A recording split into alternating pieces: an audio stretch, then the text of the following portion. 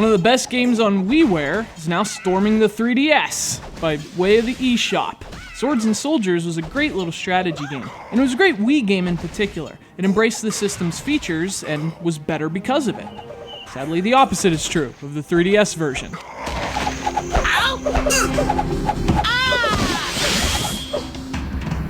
Get some! Swords and Soldiers 3D is essentially the original WiiWare game brought over to the eShop. In case you missed the original, it's a really neat concept. This is basically a side-scrolling strategy game.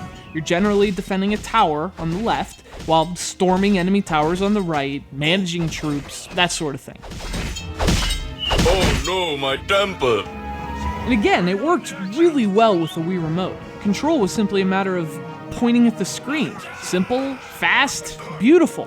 Problem is, the game just doesn't work as well on the 3DS, which is unexpected because you'd think this game would translate pretty well to touch control, but it doesn't.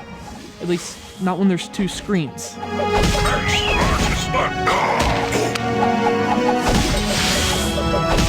So in this version, the action takes place on the top screen, and the control is done on the touch screen. That poses a fundamental problem for Swords and Soldiers, where you're forced to take your eyes off the action to do stuff. In a strategy game, that's kind of an issue. Time's precious, and in the seconds it takes to look at the touchscreen, pick commands, and then execute them, it may already be too late. And the inherent slowness of this back-and-forth design is somehow worsened by the touch controls, which are very laggy. There were too many times when the controls were just imprecise, partly because you're trying to keep your eyes on top, partly because the sensitivity seems off. That's a recipe for dead Vikings.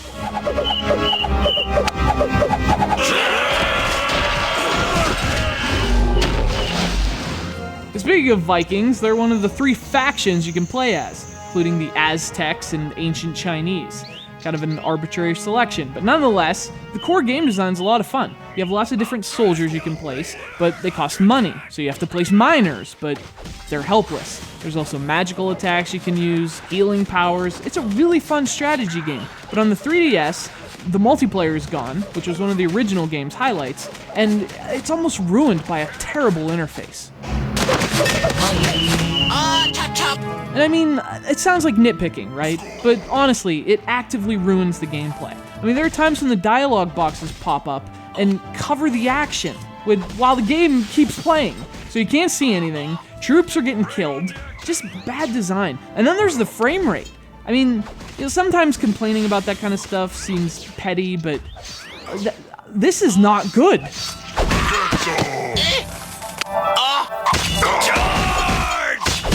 Now, I suppose if you don't have a Wii, this might be worth a look, just to experience the game itself. But even then, it was also ported to other platforms. That places the 3DS version of Swords and Soldiers somewhere between disappointing and, well, at times almost unplayable.